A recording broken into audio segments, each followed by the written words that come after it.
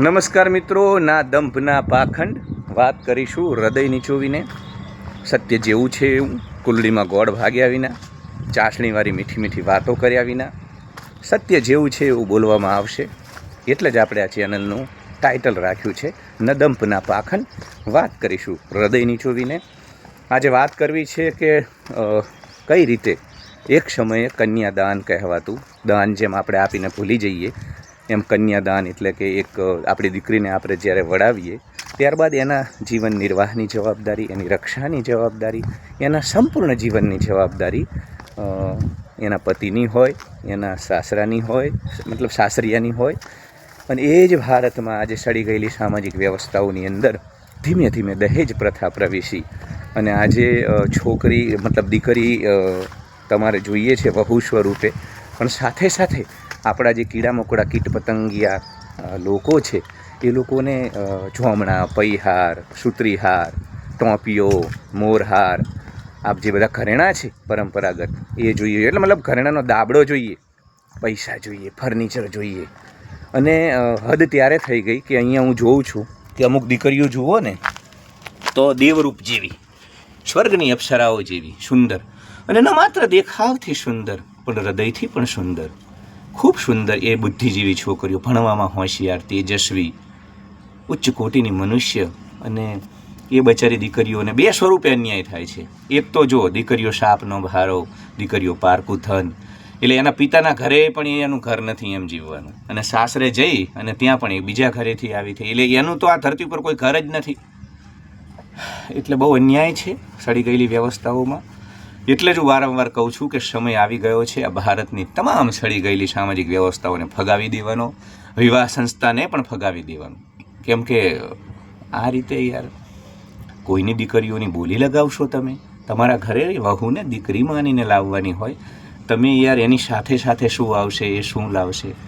અને કેટલાક હરામખોર લોકો તો 3 વહુ હોય એમાંથી જે વહુ ઓછું લાવી હોય એના પિયરથી દહેજમાં, એની સાથે અન્યાય કરે. એને ગોળ ખાવા ના દે, એને ઘી ખાવા ના દે, એને આખો દિવસ લઘુતા ગ્રંથિનો શિકાર બનાવવામાં આવે, એને પડે પડે અહેસાસ કરાવવામાં આવે કે તું ઓછું લાવી છે. એના શરીરને ભોગવવામાં આવે, નોકરાણીની જેમ કામ કરાવવામાં આવે, પણ એને મહત્ત્વ આપવામાં ના આવે.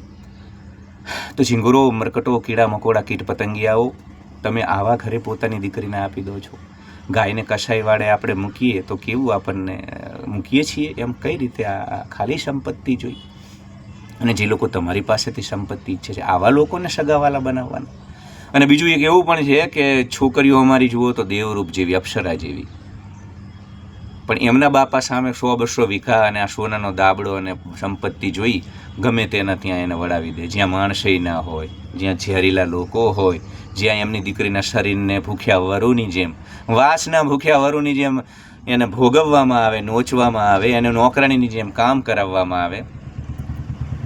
અને અમે પૈસાવાળા અને તું તો તારા ઘરેથી કશું નથી લાવી, આ પ્રકારની. એટલે એ મા બાપને પણ હું બહુ મોટા ગુનેગાર માનું છું, જે પોતાની દેવરૂપ જેવી કે જે દીકરીઓ મોડલિંગમાં, બોલિવૂડમાં ચાલે એવી, યાર હોસ્ટેસ બને એવી સુંદર કન્યાઓ, બધી રીતે માનસિક રીતે સુંદર, બુદ્ધિજીવી, હોશિયાર, ચકોર, ચાલાક, નમણી, આ બધી યુવતીઓને કસાઈવાળે મૂકી દેવામાં આવે છે. 200 વીઘા હોય એટલે છોકરો ગમે તેવો હોય. જો દેખાવની વાત નથી, દેખાવ તો ઠીક પરમાત્માએ, પણ માણસ અંદરથી તો સુંદર હોવો જોઈએ, વિચારોથી તો સુંદર હોવો જોઈએ. ગમે તે ઝાડ ધારા જાંગડની જોડે તમે તમારી દીકરીઓ આપી દો એટલે સંપત્તિ જોઈને પછી હવે એને બીજે ક્યાંક પ્રેમ થાય એટલે કે ઓહો આને તો લફરું કર્યું, આને તો વ્યભિચાર કર્યો. પણ તમે જ કરાવો છો, તમે એના કજોડું કરો, તમે એના જેવો મૃત્યુ એને શોધી આપો વિચારોથી તો થાય. એટલે તમે જ્યાં ત્યાં તમારી ગાયને વળાવી દો, દીકરીને ગાય દોરે ત્યાં જાય. એટલે યાર તમે લોકો પછી અપેક્ષાઓ રાખો છો. તો આના ઉપર થોડીક ચર્ચા કરવી છે, પણ સાથે સાથે એ પણ અપીલ કરી દઉં કે મારા વિડીયો નીચે હાઈપ બટન આવે તો ત્યાં સ્કોર આપજો. મારા જેવા નાના કીડા મકોડાઓને મદદ કરવા યુટ્યુબે આ બટન વિકસાવ્યું છે. મારા વિડીયો ગમે તો તમારા અન્ય ફેમિલી ફ્રેન્ડ્સ ગ્રુપમાં શેર કરો, નવા લોકો મને સબસ્ક્રાઈબ કરો, ઘંટડી ઓન કરો, આમ તમામ રીતે મને મદદ કરો. કેમ કે તો જ યુટ્યુબ પર મારો પરિવાર વિસ્તરશે.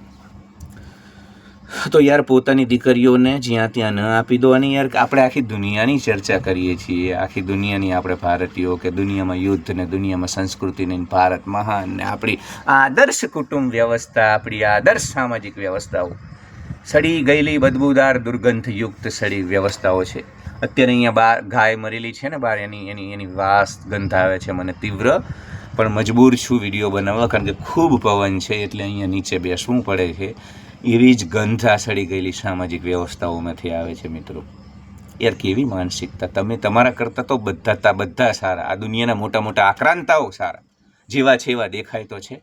સાલાઓ, તમારા ગુના તો ક્યારેય પોલીસના ચોપડે નોંધાશે નહીં અને તમે ક્યારેય ગુનેગાર સાબિત નહીં થાવ, પણ તમારા અંતરાત્મામાં જોજો, તમે માત્ર સોનાના દાબડા માટે ચોમણા, પૈહાર, સુત્રીહાર, મોરહાર, ટોપીઓ, લોકેટ, ખબર નહીં કેવા કેવા પ્રકારના ઘરેણાઓ પરંપરાગત, એના માટે થઈને કોકની દીકરીઓને તમારા ઘરે લાવો છો. 2-4 દેવરૂપ જેવી દીકરીઓ અહીંયા ગામમાં, સાહેબ નાક મોકણે, પેલું કે નાક મોકણે બહુ સુંદર ને નમણી ને રતિવાળી ને બધી રીતે હોશિયારી કન્યાઓ, સાહેબ તેજસ્વી ક્ષત્રાણીઓ, માત્ર એમના પિતાની પાસે દહેજ આપવા માટેની સ્થિતિ નથી. એ દીકરીઓને 1-2 એવા ચપળગંજુએ રિજેક્ટ કરી. ચપળગંજુ ના શકલ ના સુરત ના બુદ્ધિ એવા જાગડ 2-4 લોકોએ કે ભાઈ લઈને શું આવશે, એમ કે ભાઈ પહેરેલા કપડે જ હાલ સાડી પહેરીને જો ઓરાવાની હોય ને તો અમારે નથી લઈ જવી. એટલે યાર કયા પ્રકારની માનસિકતા, કયા પ્રકારની માનસિકતા! કોઈ તમને તમારી દીકરી આપે, તમારા ઘરે દીકરી બની આવે, એને તમે ખાવામાં આપવામાં અન્યાય કરો કારણ કે દહેજ નથી લાવી, અને તમે અપેક્ષા રાખો કે દહેજ લઈને આવે તો જ સગું કરું. તો આવા નાલાયકોના ત્યાં શું કામ સગા કરવા છે? કઈ રીતે હું ભારતની સડેલી આ વિવાહ સંસ્થાને અનુમોદન આપું? કઈ રીતે હું સ્વીકારું આ વિવાહ સંસ્થાને, જ્યાં તમારી દીકરીના શરીરને ભોગવવામાં આવશે, વરુની જેમ એને નોકરાણીની જેમ કામ કરવામાં આવશે, અને એ ઓછા પૈસા અથવા તો દહેજ લઈને આખી જિંદગી લઘુતા ગ્રંથિમાં રાખવામાં આવશે. તું તો ઓછું લાવી છું, તું તો ઓછું લાવી છું. સાલા 2% લોકોને તમારી દીકરીઓ આપી દો છો. અમુક તો ગામ જ છે અમારે અહીંયા કે જે આ દરેક ગામમાં 100-200 વીઘાવાળો હોય ને અહીંયા એમની દીકરીઓ આપી હોય. સામે નહીં જોવાનું કે એમની દીકરીઓની લોકો સળગાઈ દે અથવા એમની દીકરીઓ ખુદ સળગી જાય. એવા 2% આસુરી રાક્ષસી લોકોની દીકરીઓ, દેવરૂપ જેવી એવા ગામડાઓ છે અહીંયા કે એમની દીકરીઓ દરેક ગામમાં 100-100 વીઘાવાળાને ત્યાં હોય. સાહેબ કેવા પ્રકારના છેલ્લી ક્વોલિટીના! અને આ લોકો આદર્શ વિવાહ સંસ્થા, સાલાઓ આખી દુનિયાના સૌથી વધુ દંભી, પાખંડી, નાલાયક લોકો છો. આ ભૂરિયાઓ, તમે એમની ટીકા કરો છો ને ભૂરિયાઓની, એ તમારા કરતાં સારા છે. તમે સાલાઓ કરવું બધું છે ઓઠે અને દુનિયાની સામે મોટો ભા થઈને ફરવું. એટલે વેવાઈ સોનાના દાબડા જોઈને ગોતી લેવાના, જમીન જોઈને ગોતી લેવાના. ભલે ને છોકરીને ત્યાં કાપી નાખવામાં આવે અથવા છોકરી સળગી જાય, પછી છોકરી બિચારી ક્યાંક બીજા કોઈ પુરુષ, છોકરી તો હંમેશા જુઓ રોજડા હોય, નીલગાય હોય, જે સૌથી મજબૂત નર હોય એની જોડે જ બધી જે રોજડીઓ હોય, ફિમેલ જે બ્લુબુલ હોય એની જોડે જ સંબંધમાં હતા. એમ હંમેશા પરાક્રમી, શૌર્યવાન, તેજસ્વી યુવાન જ આકર્ષે સ્ત્રીઓને. પછી એવા કોઈ યુવાન સાથે જોડાય એટલે લફરું થયું, પકડાણી, વ્યભિચાર થયો.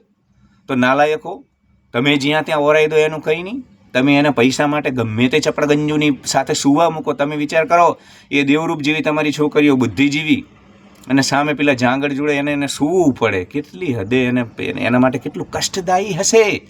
જે માણસને તમને જોવો ન ગમે એની સાથે તમારે સહશયન કરવું પડે, પડખા સેવવા પડે. એટલે આ બધું કરીને અને આ કોઈ દી પોલીસના ચોપડે આ બધા ગુના નહીં નોંધાય મિત્રો. આ બધા મોટા ભા થઈ અને અહીંથી જતા રહેવાના. પણ સાલાઓ કુદરતના કોર્ટમાં તમારો ન્યાય થશે. અને મરતી વખતે તમારો અંતરાત્મા તો તમને કહેશે જ કે અમે આજીવન પૈસાને, સંપત્તિને, જોમણાને, પૈહારને, સુત્રીહારને, મોરહારને, લોકેટને, દોરાને, વીંટીને મહત્વ આપ્યું, માણસઈને નહીં, વિચારને નહીં. ઠીક છે, ખાઈ પીવે એવું તો શોધવું પડે દીકરી માટે. એવું નથી કહેતો ભીખમંગા ગરીબ ઝોંપડીમાં આપી દો, પણ કમસે કમ કોઈ મધ્યમ વર્ગનો માણસ એનો સારી રીતે જીવન નિર્વાહ કરાવી શકે એમ હોય, એને સારી રીતે જાજરમાન રીતે જીવાડી શકે એમ હોય, તો શા માટે મોટા તમારે 200 વીઘાન 400 વીઘાન?